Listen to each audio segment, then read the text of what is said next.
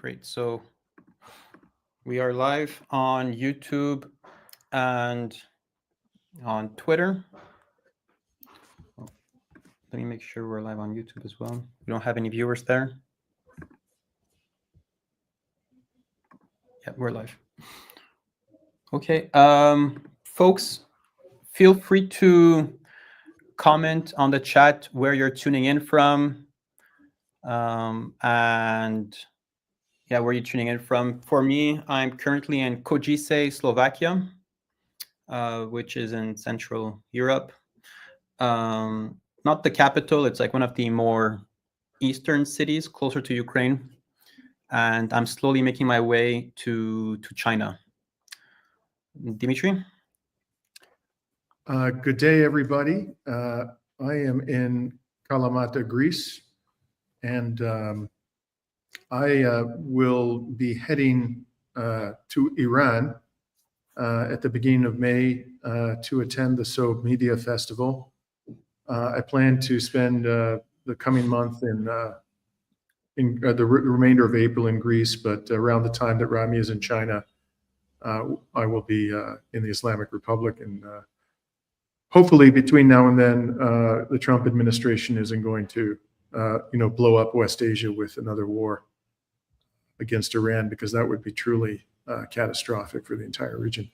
So we can talk a little bit about that today, and maybe just to sort of lay out how we intended. We're going to do something unusual today. We're going to talk about a very interesting young man who has a very wide following from the United States, a huge presence on social media, who's gone to China and has found the experience to be so enlightening that he has begun to change minds and hearts in the West, apparently, about what China really is today.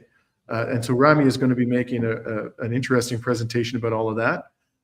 Before we go there, however, just to quickly update what we've been doing recently. We just published an interview with the economic researcher Shir Hever about the purchase of Israeli weaponry by European countries, particularly those in the south, including Greece, where I'm currently situated. Shir is, from Israel. He now lives in the West, and he is a coordinator for the Boycott National Committee.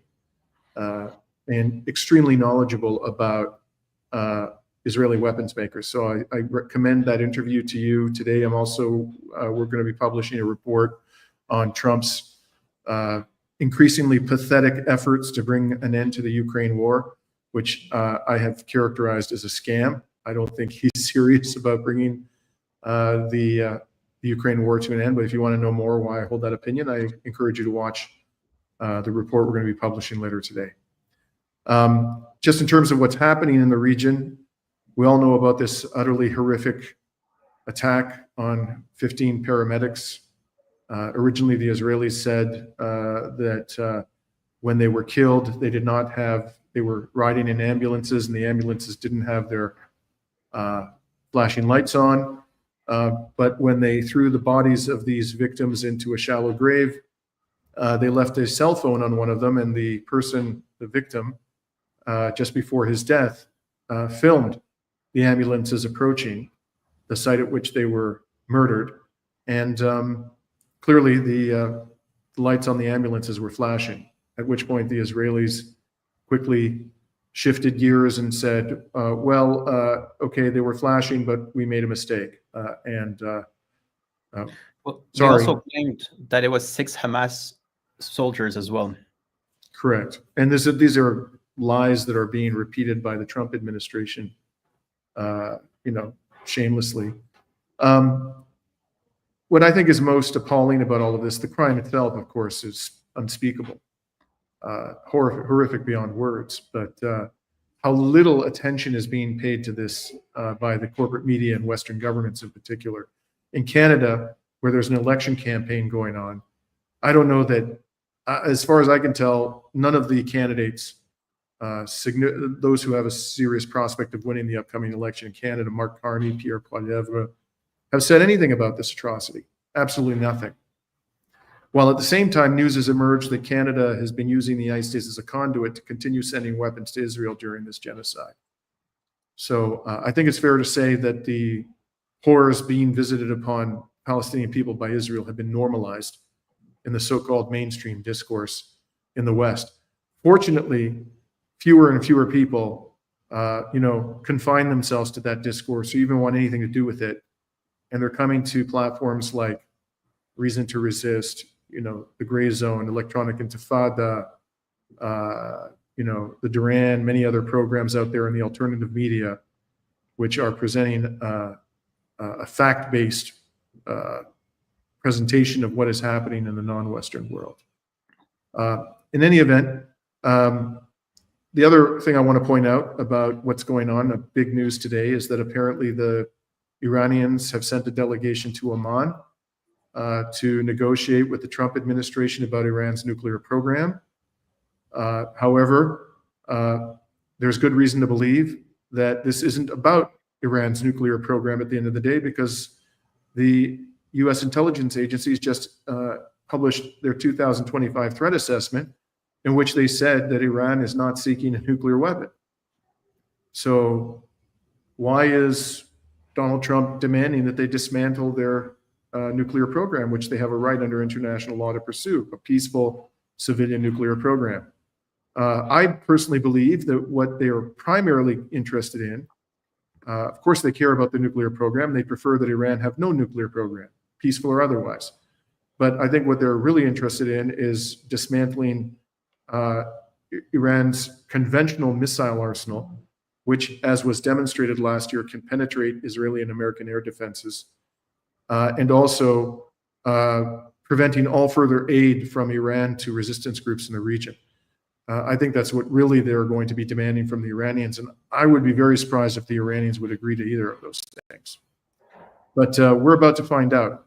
We're about to get some sense of what it is exactly that the Trump administration and the war criminal Netanyahu are demanding of the Iranians.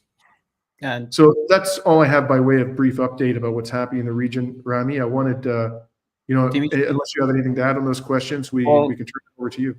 Netanyahu flew from Budapest to Washington yesterday, flying over Italy and France. None of them fulfilled their duties under the Rome Statute to arrest Netanyahu, since he's wanted for war crimes. And that just shows again that the ICC and the Rome Statute doesn't apply to it's not enforced the same way for all those that are wanted, right? So we would never have imagined seeing Vladimir Putin flying over France or Italy, yet Netanyahu has carte blanche to do the same. So yeah, and as the next segment over here, we're just gonna go through this American streamer's trip to China, and kind of, Dimitri, I would love to hear your opinion, your thoughts around this. There were some comments in the chat saying that IShowSpeed is a CCP shill for going to China. I think that we need to take a little step back when analyzing his trip to China. As in, IShowSpeed's been to many different countries. No one called him a propagandist when he went to Qatar during the World Cup, or when he went to other countries in Europe or South America. So I think, we're gonna have to. I mean, Dimitri, I'll be curious to know your thoughts as we go forward. Before you begin, Rami, I just want to say I'd never heard of this influencer before until Rami brought him to my attention a couple of days ago, and I haven't had an opportunity to watch. Rami showed me one video, which was quite interesting, of him trying a Chinese electric car. But that's the only time I've ever. So I really don't know what to make of him, and I'm looking forward to Rami's presentation, and I may have some dissenting views to express about him, but I don't know. Let's see what he had to say. So, I mean, one of the main reasons why I think this trip of his to China was quite interesting is because Well, in the West, we've never really had a proper lens into China. China is the second most populated country in the world, the third largest country in land size. I could name you cities in the United States, Dimitri, that are super small in population, simply because of how exposed we are to American media, American TV shows, American movies, sports. I thought Anaheim was a major city my entire life because I was watching hockey. And then I discovered it's just like a tiny suburb in California. China is a country with over 5,000 years of history.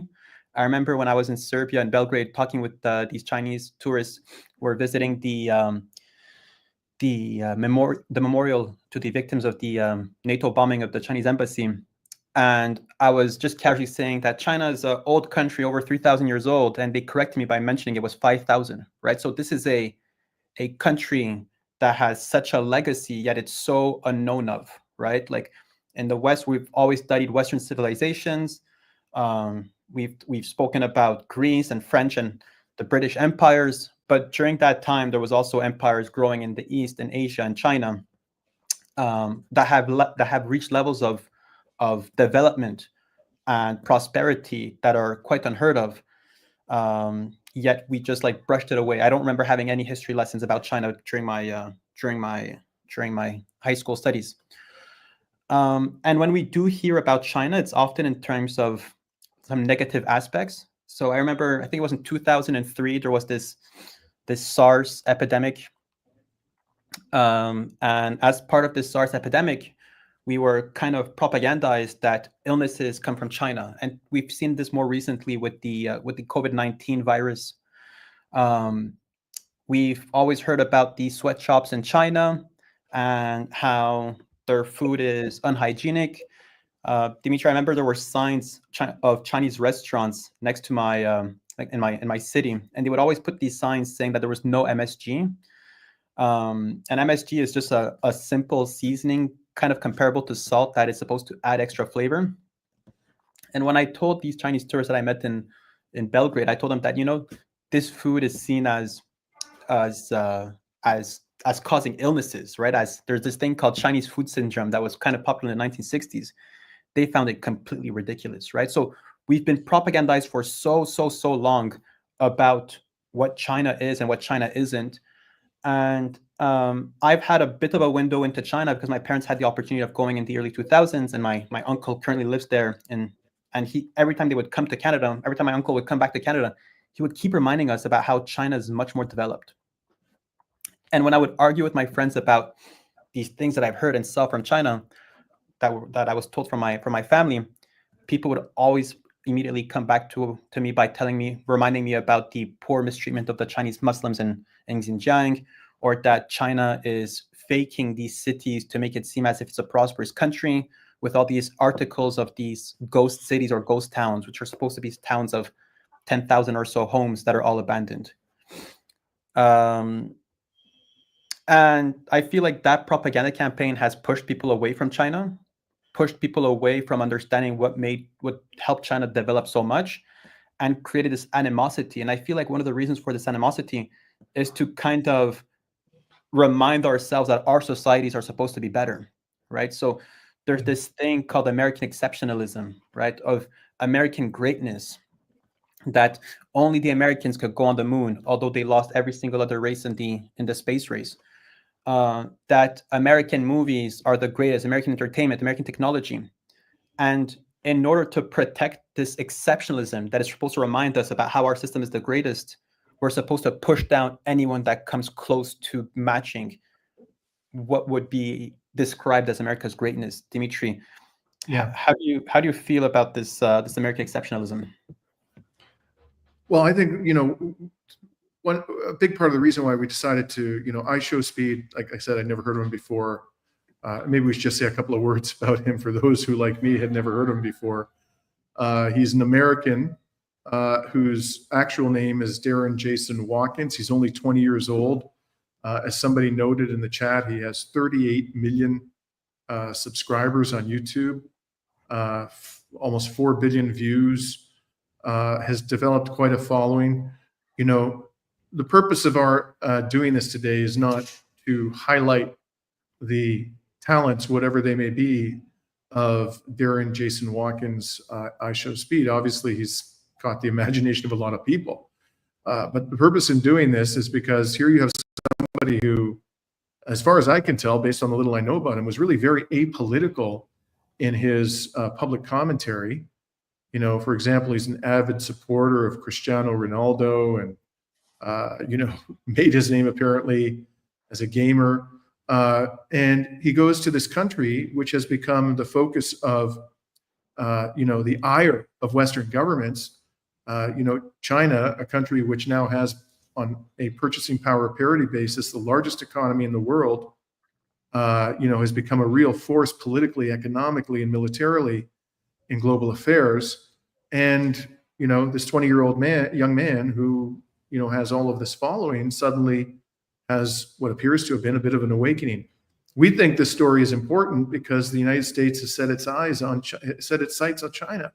You know, as I mentioned a couple of times today in interviews I was doing, Pete Hegseth, the U.S. Secretary of Defense, gave a speech in Brussels at the beginning of February to the Ukraine contact group, in which he said, you know, we want Europe and our country to engage in a division of labor. You should concentrate on funding and arming Ukraine and sustaining that war, which, by the way, is completely inconsistent with Trump's stated desire to end the Ukraine war. And then he went on to say, and we are going to focus our efforts on China. That's the division of labor. The United States, under the Trump administration, is laser focused on, you know, weakening China, quote unquote, containing China, and quite possibly, horror of horrors, going to war with China.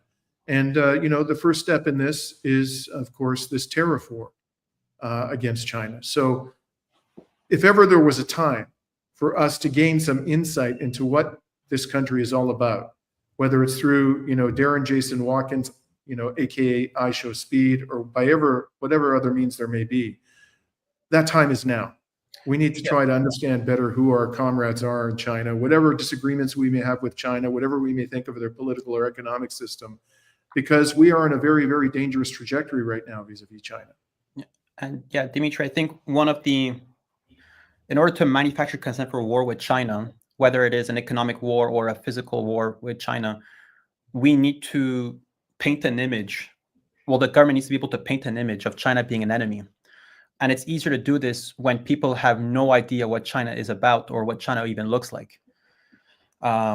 So I think this is what's extremely important about this live stream that IShowSpeed was able to do in China, is that, well, we were able to see cities we've never heard about in the West, see Chinese, like, interact with Chinese people and be able to see common grounds with them and understand that there's a lot more politics behind this rather than true animosity between these two peoples. Yeah. So, yeah. And I just want to say, you know, I see a couple of people commenting, you know, that maybe he was paid by the Chinese government to do this. Hey, man, like, you know, that's possible. I don't think, you know, Rami or I are in a position to comment on that.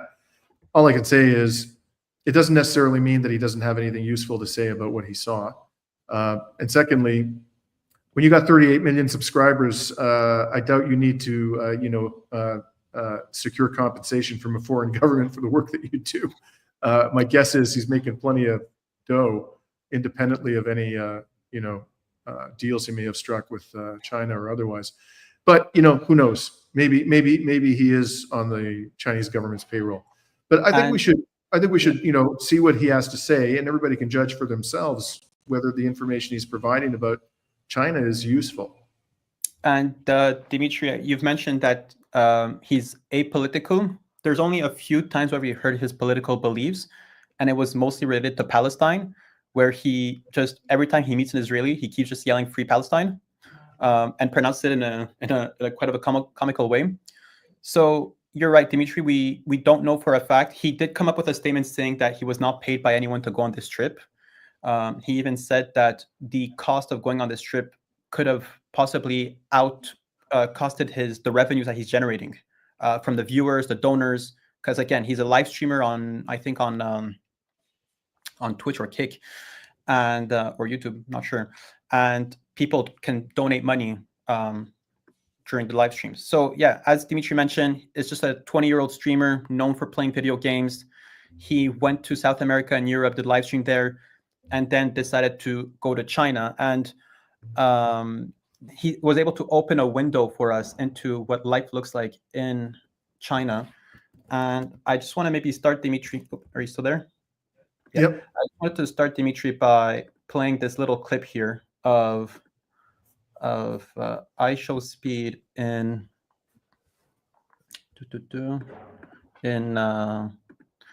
China.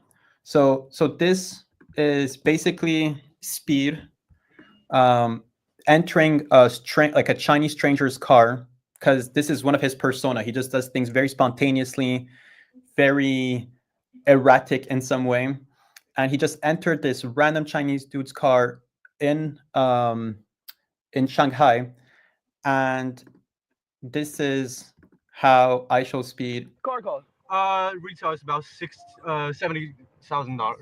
70,000, Yeah. and it's faster than my Lamborghini. Unfortunately, it is. And it's electric. All right, so I'm doing a little bit of reservation. Hold Let me see. Oh! So Damn! that's all. I Whoa! won't do any faster than that. Bro, ain't no way. So basically, what's going on here is that IShowSpeed is writing a BYD. BYD is a Chinese car manufacturing company called, stands for Build Your Dreams. We don't have this in Canada. It's all over Central Asia, and I've seen it many times in Kazakhstan and Uzbekistan. I believe it's available as well in the Caucasus, in some parts of Europe as well. But Canada has put 100% tariffs on such a car. And this car over here costs around $70,000 US. It's an electric EV car. And IShowSpeed is mesmerized by the fact that this relatively affordable car goes insanely faster or performs much better than what he calls than his own Lamborghini. I wonder, does he really have a Lamborghini? Oh my God. He 20 does years have old. He's 20 years old. He does have a Lamborghini, and he's more impressed by a Chinese EV car from a company that many people in North America never even heard of. Yeah.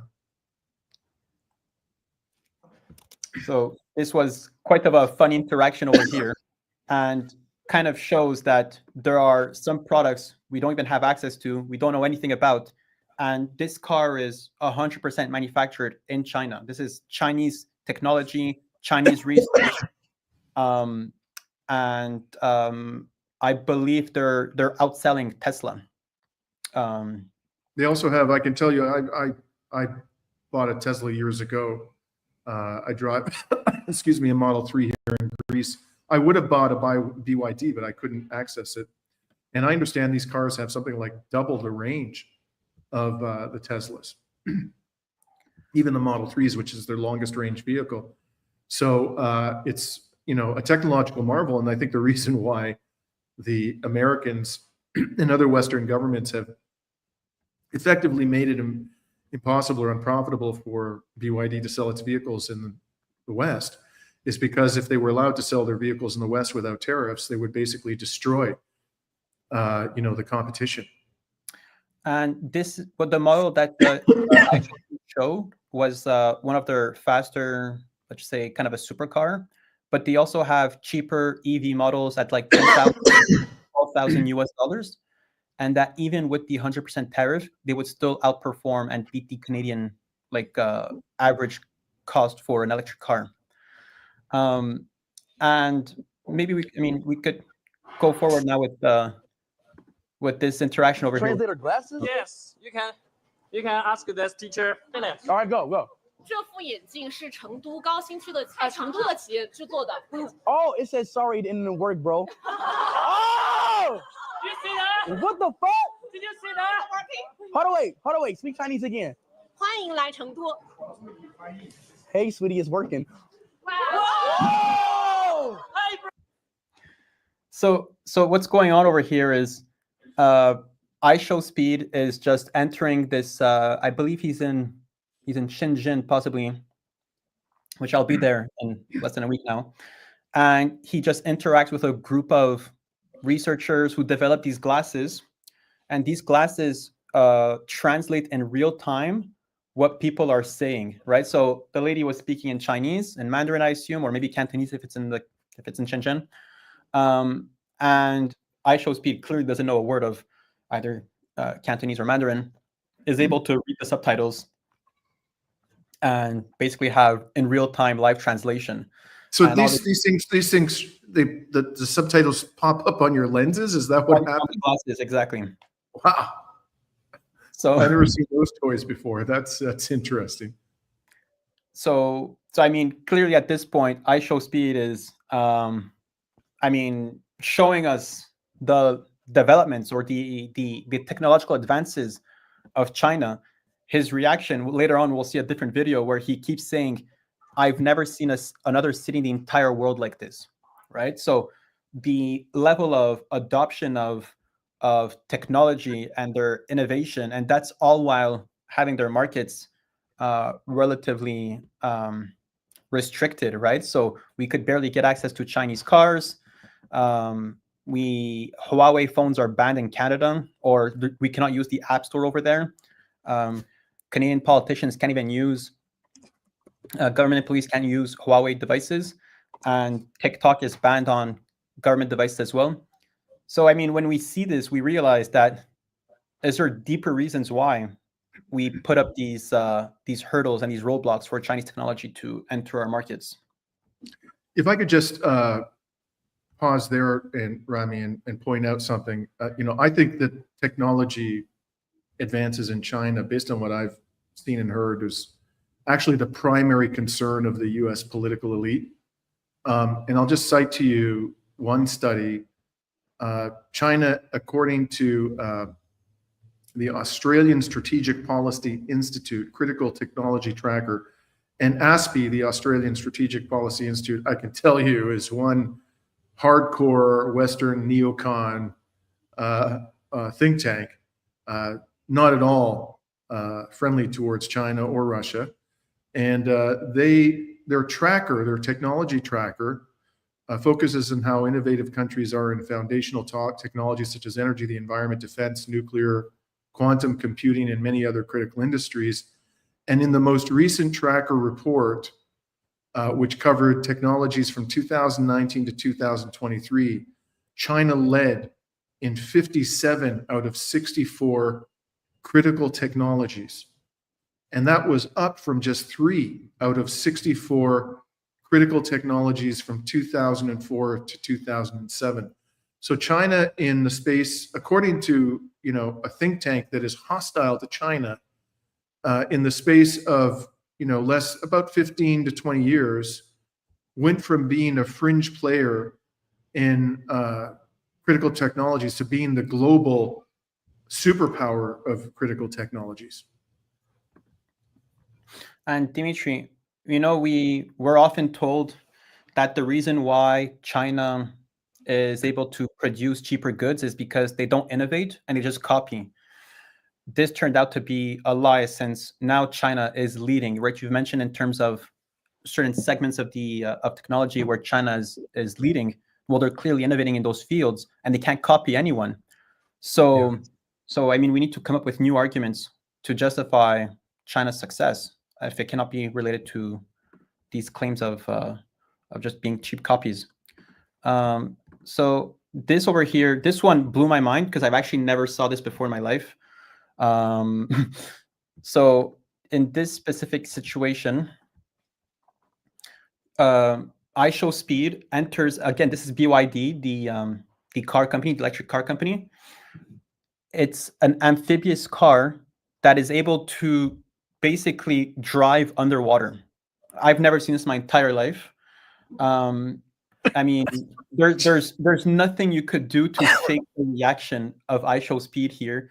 You're able to, I mean, anyone who would see a car drive into water in North America, you would call the police, firefighters, you would rescue the people inside. IShowSpeed is purposefully driving into water and basically behaving as a submarine or something. And these China cars got it. And these China cars got it, bro. Oh shit! Oh shit! Oh God! Oh God! Whoa! Whoa! Whoa! Whoa! Whoa! Whoa! Whoa! Whoa! Whoa! What's going on? Easy? What do you mean easy? What the? Oh shit! Oh fuck! Oh shit! Oh fuck! Oh my God! Oh my God! Oh, and these cars got it. Yeah, he's definitely a showman. Right? I mean, he's doesn't look nearly as dangerous as his screaming indicated, but that's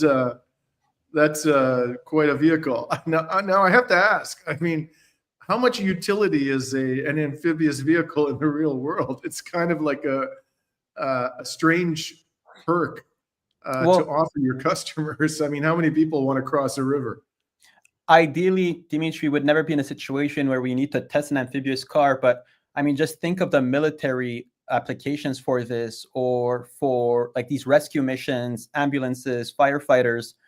There are probably some industries that would require such functionalities. But also, these types of innovations shows us the not the greatness, but the extent to which China could innovate. And if they're able to build these amphibious cars, well, maybe they could build flying vehicles. And it turns out, Dimitri, that this is the next video that I'll be showing you. This is IShowSpeed driving a flying car.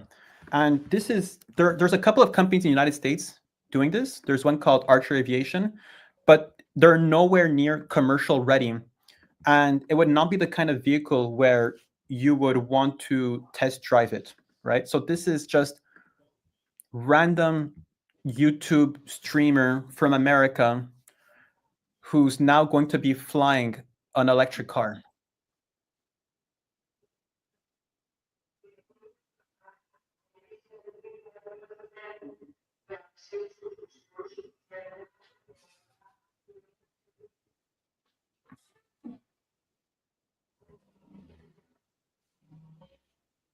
Are you trying to pull up that? Oh, sorry. Yeah, sorry, we can't sorry. see it on the screen. Okay, so there we go. Sorry, Dimitri. Multitasking Okay. is not my biggest strength over here. I was watching it all by myself and laughing.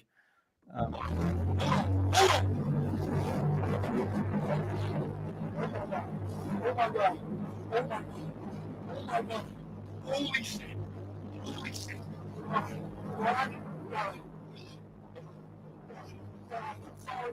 God, I love you. God, I love you.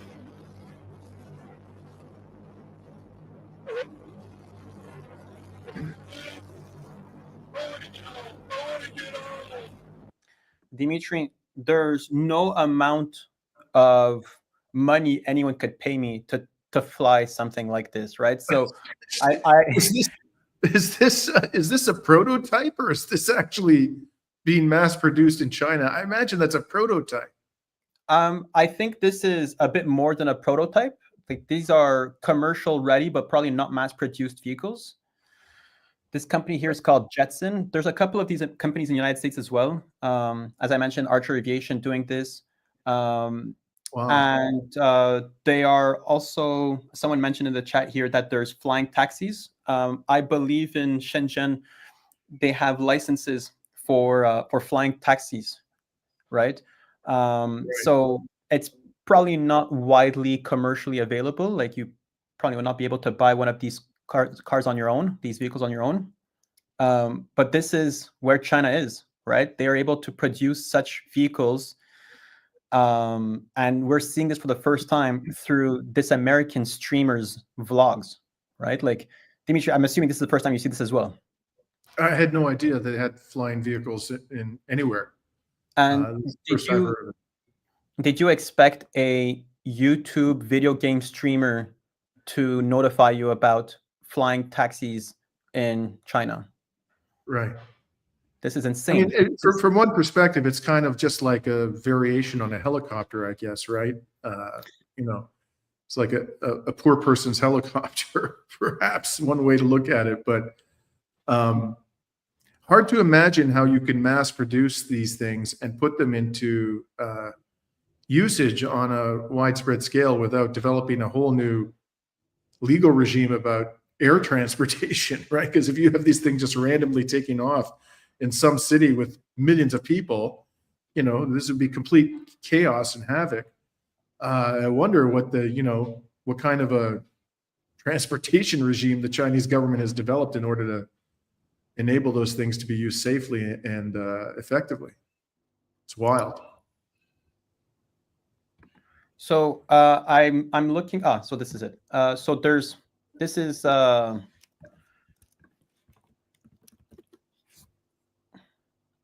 so basically in this video that I'll be showing right now, there's a city in China called Chongqing, not sure how to pronounce it.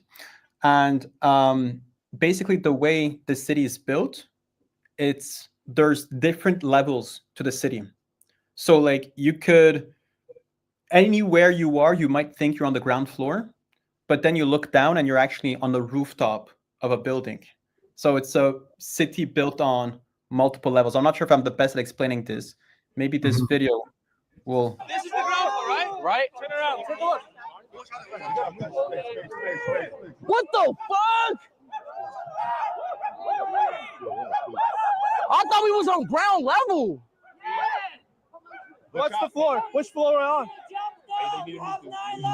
22 floors? What the hell? I thought we was on ground floor. Bro, we literally on ground floor. What? Wait. As you can see, there are buildings built on the 22nd floor of this city. And he left that building thinking he's on the ground floor.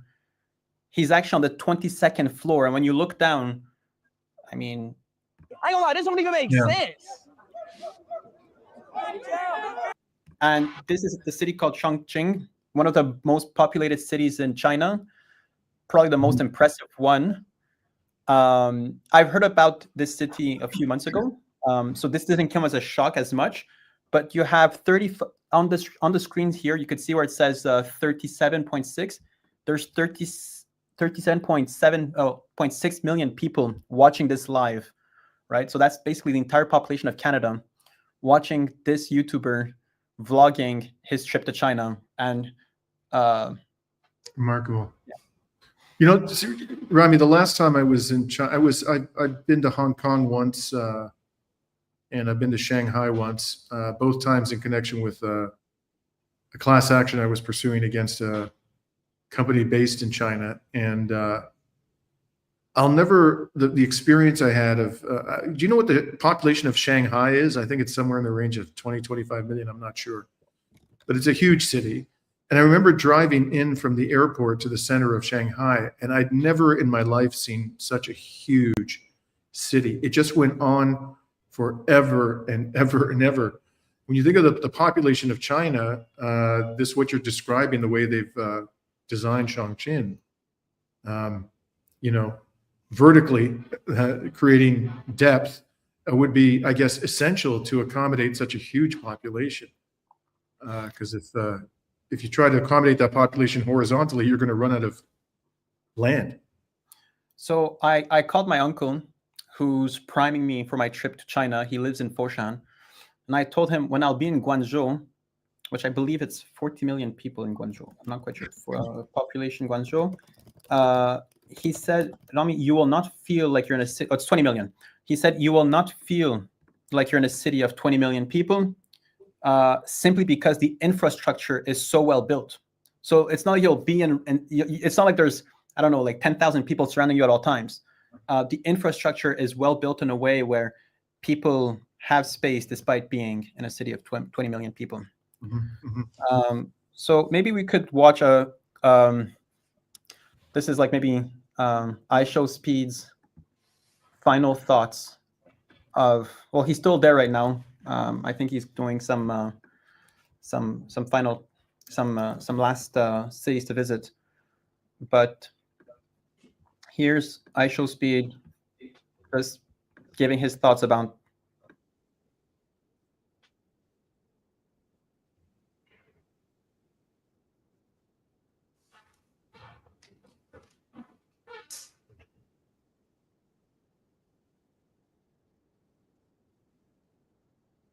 It's not on the screen, Rami. Oh, sorry again. Sorry.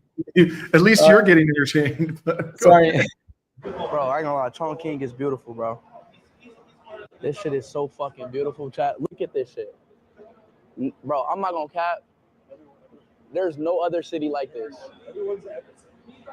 And chat, y'all know a funny story, and I'm not even capping. Every city in China looks exactly like this. Every city. Like chat, not even the big ones look exactly like this. Like real bro, I ain't gonna lie, Chongqing is beautiful. Sorry, Dimitri, just with the people saying that this is a paid propaganda China trip, if China built an entire city such as Chongqing to make a propaganda campaign, then hats off to them. Because I mean, if they did all of this just for IShowSpeed to show us to the world, this would be insane measures or insane extent. This city exists for real. What he saw is for real. You cannot just displace millions of people just to show this level of development. Yeah. I guess the question though is, Rami, if he is paid, and who knows, maybe he is, but then he, would have an economic incentive not to show us the negative aspects of life in China. He would only focus on the positive. I think that's probably, the critique. But, if you're going to do something like that, I think you have an obligation to tell your audience if you are being compensated. So they need to know that in order to assess, the objectivity of your reporting. I'll get to that, but I just want to say that when I go to the United States, clearly I'm going to visit the nice cities. I'm not going to go to the areas that are beaten up or it's dangerous, right? We know that there's huge inequality, and it's not because the United States, the American government is paying me not to see these places. It's just that it has no interest for my viewers. Sure. So I would just discount this as a fact that, I mean, this is a guy who's creating content. But did he actually come out and answer? I'm sure many other people asked if he was being compensated. Did he actually say anything about that? So there's this article that came out in the website called Complex. Oops. So this is a website called Complex. IShowSpeed's team denies claims Chinese government paid him for his streaming tour. Interesting. Yeah, and like I said, with that many subscribers, I doubt he needs to be paid. I still a little flabbergasted that he has a Lamborghini at the age of 20. I wonder if that was just for dramatic effect or if he really does. That's wow. And the South China Morning Post reported that the popular streamer is being hailed by Chinese government officials and state media as evidence of a growing desire for mutual understanding between Americans and Chinese amid escalating trade frictions. Right. So I mean, I was not sharing it the whole time. Sorry. This is, again, I need to get used to this. This is the article by Complex. IShowSpeed's team denies claims Chinese government paid him for streaming tour. And then there's like interactions in one of their like forums where he discusses how this is being funded through the revenues of his own platform, right? So he makes a lot of money through his platform, through his viewers. And then there's this South China Morning Post who said that the popular streamer is being hailed by Chinese government officials and state media as evidence of growing desire for mutual understanding between Americans and Chinese amid escalating trade frictions. Yeah. So well, if that was the purpose of this, he deserves to be commended. And even if it wasn't the purpose, if the effect of his trip to China and his reporting was to cause people, in the West who have been conditioned to be hostile to China to think about it differently in a more constructive manner, that's a good thing. The last thing we need in the world today is more tension between our countries and the major countries of the non-Western world, especially those with nuclear weapons. In any event, shall we go to the Q&A, Rami? Yeah, absolutely. So, and Dimitri, I'll be going to China on Friday, and I will try to see with my own eyes as well. Mm-hmm. Maybe and I we could confirm to you all right now that Rami is not going to be paid by the Chinese government or any government to Yeah. go to China. Fully self-funded. I could tell you though that the hotels are quite cheap. I mean, I'm excited. I'm skeptic a bit because the images look way too nice, and I'm paying $30 a night. And just for reference, I'm in the middle of nowhere, Slovakia. With all due respect to the great Slovak people, I'm in the city called Košice, which is the second or third city in Slovakia.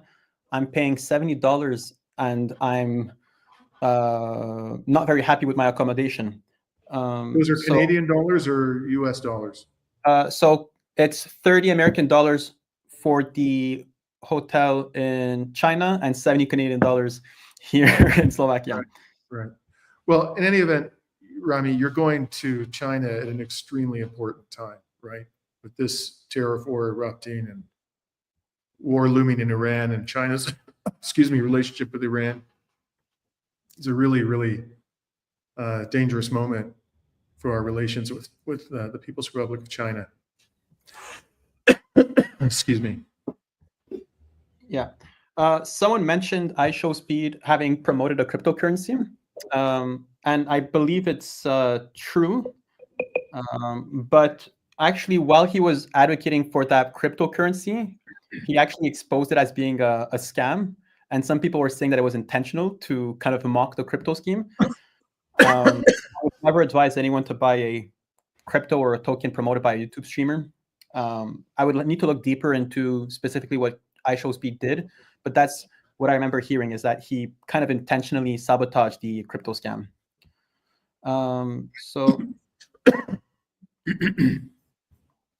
So yeah, we will wait for more questions to come in. I saw a question while we're waiting from somebody at the outset of your presentation about, I believe it was about military exercises, and somebody asked me if I was comfortable involving Greece and Israel. And somebody asked me in the chat if I was comfortable commenting on that, given that I'm in Greece. I am comfortable commenting on it, and actually quite upset as, a Greek citizen about what has transpired over the last 2 weeks. 2 Sundays ago, the Greek Prime Minister Kyriakos Mitsotakis went to Jerusalem, and he spent a day meeting with the indicted war criminal Netanyahu, and they were talking about various forms of economic and military cooperation. In the course of that meeting, he actually had the audacity to say that Israel and Greece have shared values. I can't think of a more grotesque statement coming from a Greek prime minister. Last time I checked, Greece was not committing genocide or apartheid. I don't know what shared values he's talking about. Greece has plenty of flaws, don't get me wrong. This is far from a perfect country. But why the prime minister of this country is claiming to have shared values with a state that is committing genocide before the eyes of the world is truly a mystery to me.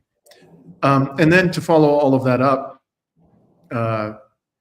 during the past 2 weeks, I live just outside of Kalamata on an elevation in an old house when I'm in Greece.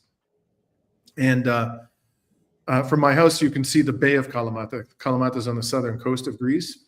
I'm probably right now about 2 kilometers from the coast.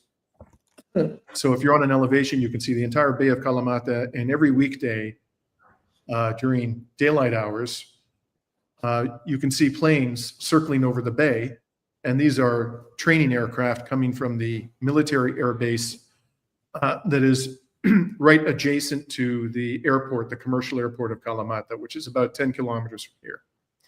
And those training aircraft, I've seen them many times. You can drive by the military base, you can see them from the road.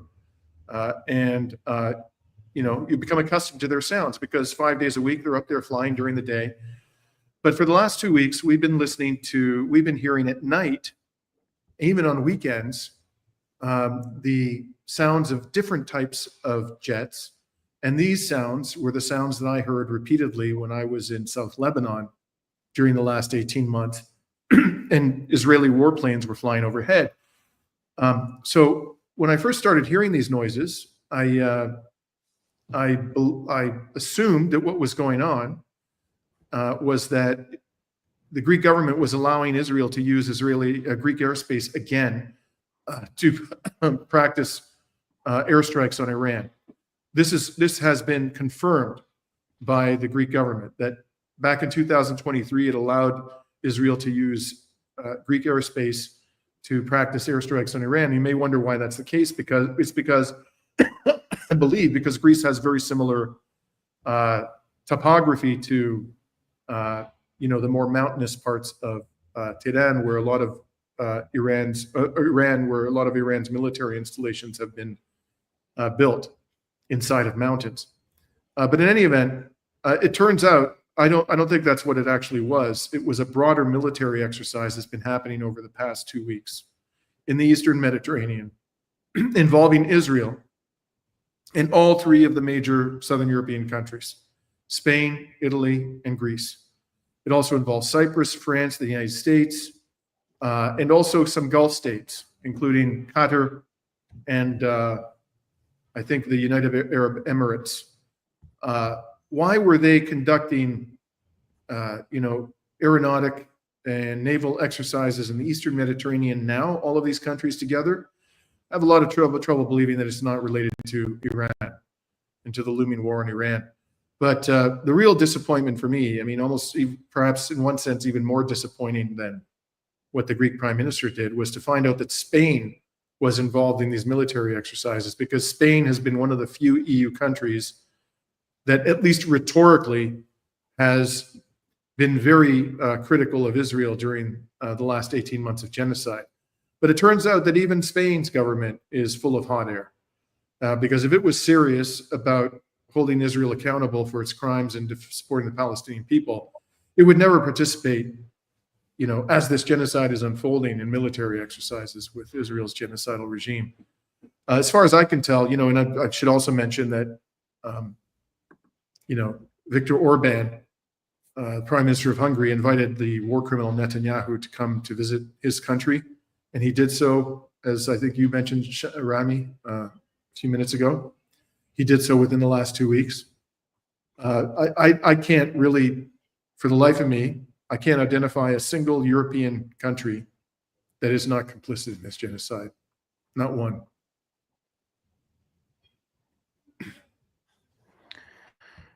So, on a different note, going back to the Q&A, there's a question here from Brett Boyle, who says, Dimitri, how is the lawsuit against the government of Canada going, and are you planning a trip back here on or before the elections? Hi, Brett. We filed the case against we as in 7 lawyers who are representing 2 Palestinian Canadians against the Canadian government in November of last year. We allege that the Canadian government is violating its obligations under Article 1 of the Genocide Convention to prevent genocide. And we're also alleging that the government is violating our clients' rights under the Charter of Rights and Freedoms, the Canadian Constitution, especially the right to equality and the right to security of the person. One of our clients, by the way, an elderly Palestinian Canadian gentleman, Hani al-Batigni, was in Gaza when the genocide began and barely escaped with his life after begging the Canadian government to get him out. And so we filed the case in November, and about 2 months later, we were advised by the Attorney General of Canada's counsel that they are going to bring a motion to dismiss our case, all or part of it. And we received about a month ago the court documents which detail the grounds of their motion. And I think the main part of the motion that they're relying upon is something called the political question doctrine. It really isn't a doctrine. It comes from the United States, as far as I can tell. Basically, the political question doctrine is this line of cases in the United States, and I think probably also Britain, according to which courts are not supposed to weigh in on matters of national security or foreign policy. It's essentially what the so-called doctrine means. And it was actually invoked successfully in the United States a few months ago, last year, when the Center for Constitutional Rights, which is an incredibly courageous, principled organization of lawyers, brought a claim on behalf of Palestinian Americans against the Biden administration. They filed a claim in California, and the judge, a senior judge of the Federal District Court in California, said, I agree with the International Court of Justice that it is plausible that Israel is committing genocide, but I can't allow this case to go forward because of the political question doctrine. Judge said, my hands are tied, basically. The higher courts that I have to, whose decisions I have to respect, this is what they've held in similar cases. And so he dismissed the claim. The plaintiffs appealed to the Ninth Circuit Court of Appeals, which covers California, and the Court of Appeals affirmed the decision of the judge below, and even went so far as to say they chastised the judge, even though they agreed with his ultimate decision. They chastised him for expressing the opinion that Israel was plausibly committing genocide. Now, is this doctrine going to fly in Canada? We don't think so. We don't think that the decisions of this country, the courts of this country, support the application of that doctrine in this case. But clearly, the Attorney General is going to do everything they can to defeat this case. We're going to argue this motion in late November. It's going to be a full day of argument in Ottawa, in the Ontario Superior Court of Justice, and then we'll probably get a decision next year. Until then, until that decision comes out, the case is basically on hold. This issue has to be resolved before we can proceed into the evidentiary phase of the proceeding. And we had this question from Ramplins. Where are you going, Rami? Sorry, I didn't answer one other part of the prior question, which is, am I going to come back to Canada before the election? I don't plan to. I plan to come back to Canada after the election. But I'm certainly watching with great interest what's going to happen there. And I'm still not sure what I'm going to do about my own vote. We had this question, where are you going, Rami? So I'll be flying to Guangzhou Airport, and I'll be staying there. For, well, there's a big conference going on there, big trade fair called the Canton Fair, which is the largest trade fair in the world. I believe $1.2 trillion is traded during those 3 weeks. I'm going there for half personal, half journalistic purposes. If I could find something interesting to trade there, that would be great. But I'll also be recording with my camera the Canton Fair. I'm hoping to go to Shenzhen, which is right next to it, as well as Foshan. I'm debating going to Hong Kong or going straight to Chongqing and then to Urumqi, which is where the so-called Uyghur genocide is happening, according to the Canadian government. So would be more than happy to investigate any claims that we have against China. Also, we had some people in the chat saying that we had some people in the chat saying that IShowSpeed only showed the nice places in China. I mean, I would be more than happy to document truly with my own eyes the not so beautiful places. And then we have Mystery Face X, who says, can you imagine Rami acting as excited as IShowSpeed? I could truly see myself reacting that way because I get impressed quite easily. I'm so yeah, I'll try not to record myself in that same way. So now we have more questions. By the way, I'm just noticing an interesting statistic. I'm sure there are parts of China, this is true of every country, that are not, well developed and where there's probably relatively high levels of poverty. But according to official statistics, China's poverty rate fell from 88% in 1981, 88% to 0.7% in 2015, as measured by the percentage of people living on the equivalent of US $1.90 or less a day. Apparently in 1981, 88% of the population was living at less than that level of income, which is astonishing. And what I think was extremely astonishing as well is that these levels of poverty were happening a bit across the the Eastern Bloc, right? Like in the Soviet Union. And certain countries decided to adopt the economic shock doctrine, right? Such as Poland of hyper-privatization. And that has led to huge inequality. And now we're seeing kind of an economic stagnation happening in Europe. Yet China, which kind of adjusted its policies, but still kept the Communist Party, was able to see a different outcome. Yeah. So this, Dimitri? I was just going to respond to the question on the screen, CXK, why is America threatening and intervening in China? It's a very important question. And none of us is able to read the minds of American policymakers. My own feeling about this, for what it's worth, is that the American oligarchy, which ultimately determines the foreign policy of the United States government, doesn't like the Chinese economic model. The Chinese economic model, there's a high degree of state ownership. There is, fairly, although they do allow people to amass large amounts of wealth, and there are certainly billionaires in China.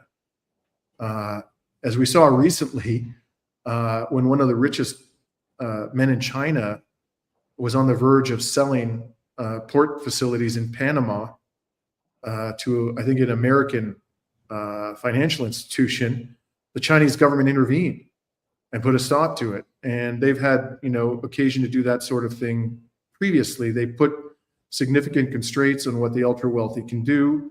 As I mentioned, they have a very high degree of public ownership. They have capital controls.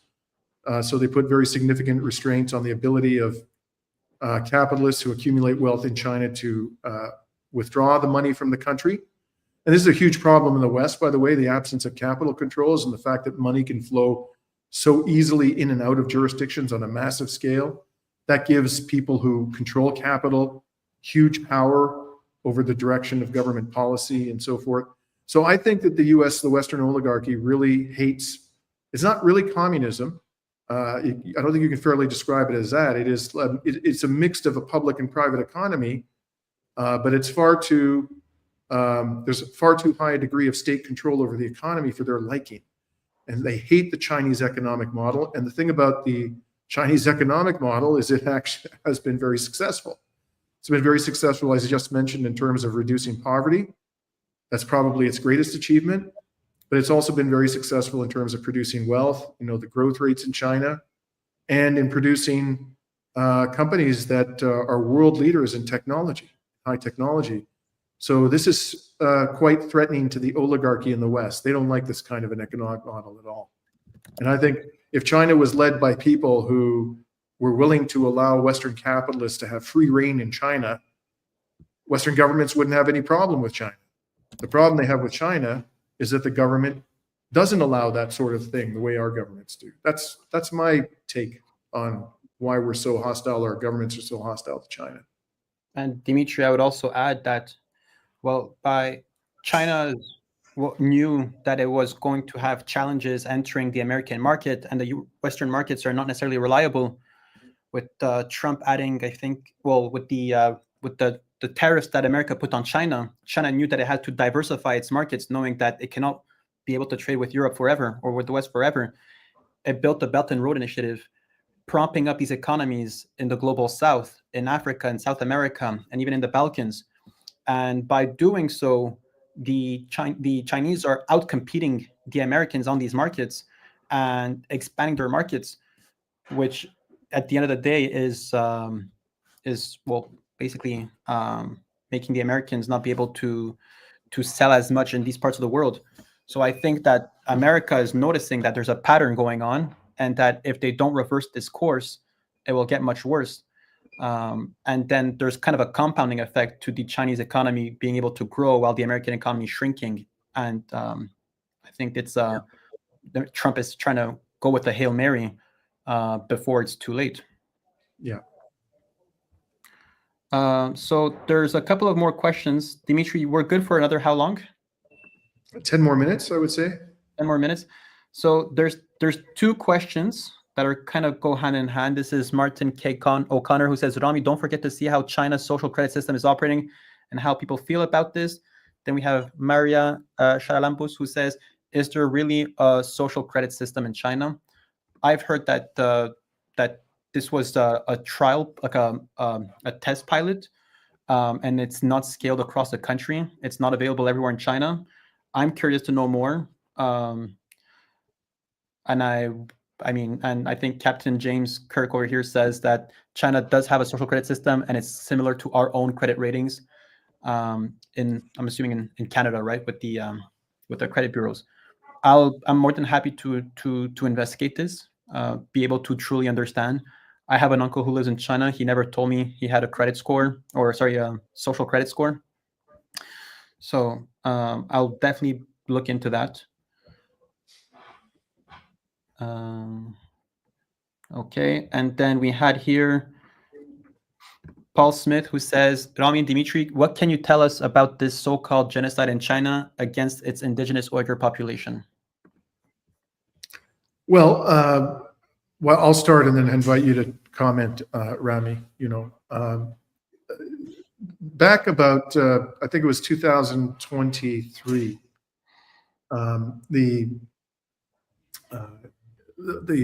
parliamentary committee in Canada charged with reviewing international human rights conducted, I think it was 2 days of hearings about the alleged genocide in Xinjiang. And then they returned to the subject again the following year. They conducted 2 days of hearings. And they put out a report, and they pretty much alleged China was committing genocide. And then they held a non-binding vote, or a vote on a non-binding motion in Canada's Parliament following the issuance of that report by the parliamentary committee, and they accused China of committing genocide. So, being that I'm a deeply suspicious lawyer whenever, you know, Western governments go after their geopolitical rivals, I actually took 2 weeks of my life back then. I wasn't paid anything to do this. I was just very curious. I had time to do it. And I obtained transcripts of all the testimony in both of those hearings. The one that was held, you know, I think it was 2022, and another one 2023. So 4 days of hearings. I looked at all the statements, all the questions that were posed by the committee members to the witnesses, and all of the answers. And I even called a couple of the witnesses. I found their phone numbers, people who were Uyghurs and who were living in Canada and who gave testimony. And I interviewed them on the phone. I told them who I was. I said I was a journalist, a lawyer, and I was curious. And I also called the clerk of the committee, the parliamentary committee, and I asked the clerk, did you invite the Chinese government to send a representative to respond to these allegations? And he said to me, no, we didn't, which struck me as odd. Anyways, to cut to the chase, after spending dozens of hours over 2 weeks reading all of these transcripts and speaking to a couple of these witnesses, the conclusion that I came to is that the evidence does not demonstrate that China is committing genocide. It could be. I just haven't seen evidence that comes even close to persuading me of that. And you don't have to take my word for it. Donald Trump, in his first administration, just before he left the White House, he accused China of committing genocide in Xinjiang against the Uyghurs. And then it was later revealed that lawyers of the United States State Department had told Donald Trump shortly before he issued that allegation that there was insufficient evidence to accuse China of genocide. This was the same conclusion I had come to. I don't know what evidence they were looking at, but I think that this is what I think is more likely to be happening in Xinjiang is that there was a serious issue with terrorism there. There were attacks committed by jihadists that killed dozens of innocent people. And I think that what might very well have happened was that in response to those terrorist attacks, and by the way, there's good reason to believe that Western governments are fomenting, problems in that part of China. But in any event, I think that the Chinese government may have reacted harshly to the threat of terrorism and in ways that impinged upon the fundamental civil liberties of people they suspected of being involved with extremist groups. There may well be evidence of that, but I have not seen persuasive evidence that China's actions in that part of the country come anywhere close to amounting to genocide. That's my take. Rami, what's your view about all of this? So there is a terrorist group called ITIM, which is the East Turkestan Islamic Movement, I believe. And these are a notable terrorist organization that was participating in bombings across China. The Chinese government did crack down on them, but ITIM is not just active in China. They were also active in Kazakhstan and Kyrgyzstan, where they were also heavily cracked down on. And actually, if you go to Kazakhstan, in the metro system, they actually scan you. There's like a little security check when entering the metro. Specifically, I was told to counter the terrorist attacks by ITIM. Now, there's different ways to counter terrorism. The Americans like to go on these missions abroad and start bombing well, Afghanistan. We saw attacks on Yemen, on Pakistan, and beyond. But on the other hand, China went with a system which they call these to re-educate the population and to put them on a path of pacification in some way. So I think that this is a much more beneficial way of dealing with this problem of terrorism within the separatist region in Xinjiang. And then again, I think that I will be there, and I'll be more than happy to speak with people there. I know that I lost many friends because I was critical of the genocide allegations in China, and it seems like we have to accept it at face value. And I think that the word genocide is a word that is heavily charged, and this is what was used to justify invasions, right? Any country, if there's actually a genocide happening in China, there's an obligation on every country in the world to intervene. So I don't like to throw this word loosely. We know there's a genocide happening in Gaza, yet we've seen no moral awakening from the United States or the Europe to intervene and stop it. So the way that I analyze the China situation, the Uyghur situation, is that I understand that this is a heavily politically charged topic with probably bigger reasoning, or not reasoning, but bigger ambitions behind it. And that doesn't necessarily mean, like as you said, Dimitri, that there's no violations of human rights happening over there, but probably not at the scale, or that's my hunch over here, probably not at the scale of what the Americans are trying to make us believe. Also, some people in the chat were mentioning Adrian Zen's report. Max Blumenthal from the Gray Zone published an amazing report showing the fallacies and the slippery slopes in Adrian Zen's calculations.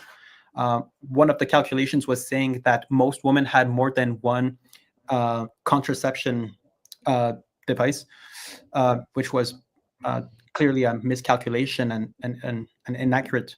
There was also delegations of Muslims of Muslim states that visited Xinjiang and came out saying that there was no genocide happening over there. So I'm just very wary about when Americans all of a sudden empathize with Muslims in China. Probably they're being instrumental. The only two other things I want to add, Rami, you mentioned Gaza. The evidence of genocide in Gaza is far more compelling than anything anybody has come up with in respect of the Uyghurs in Xinjiang. The video evidence we've seen of, the destruction of Gaza, the number of children who have been slaughtered,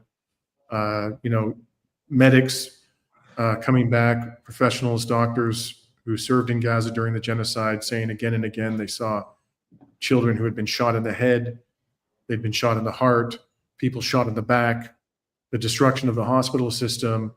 Nobody has produced that kind of evidence in connection with what's going on in Xinjiang. That's not to say there aren't human rights violations happening there. And by the way, I plan to go to China in October of this year, and I've set aside enough time so that I myself can go to Xinjiang, because I'd like to see with my own eyes what's happening there.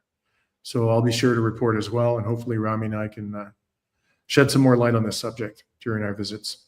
So Dimitri, how about one last question? Sure. Can you do a video about Yanis Varoufakis? What do you think about him and his political thinking?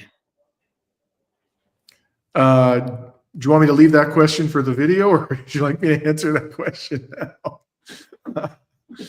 As you wish. I'll answer the question quickly. I